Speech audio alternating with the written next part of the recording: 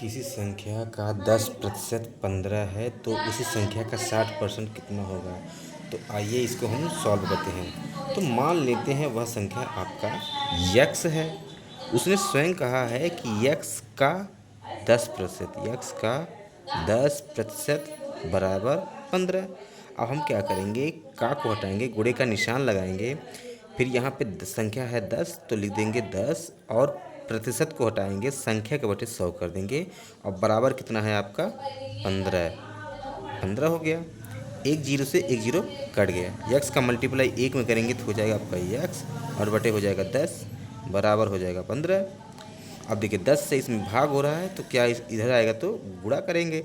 तो 10 का पक्षांतर करेंगे तो 15 में गुणा होगा जब, तो यक्स बराबर निकल के कितना आ जाएगा 150। मगर विकल्प में 150 है, मगर 150 सही नहीं है। क्यों?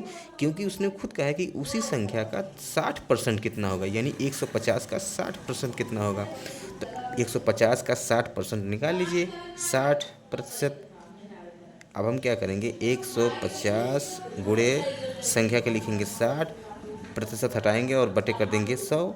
एक जीरो से एक जीरो, दूसरे जीरो से दो जीरो, तो 15 का मल्टीप्लाई 6 में करेंगे कितना हो जाएगा, 15 छक्का 90। तो देख रहे हैं यहाँ पे तीसरे वाले विकल्प में 90 दिख रहा है, यानी कि तीसरा वाला ऑप्शन सही है। 90 आपका राइट आंसर, यानी 150 का 60% 90।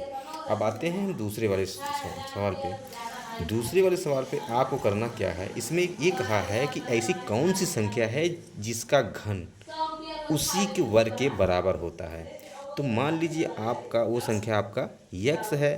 अब प्रश्न क्या कह रहा है, कह रहा है कि स्वयं का घन, यानी इसी संख्या का घन उसी के वर्ग के बराबर है, यानी कि यक्स के वर्ग के बराबर है। यक्स क्यूब को हम लिख सकते हैं यक्स गुणे यक्स स्क्वायर बराबर यक्स स्क्वायर।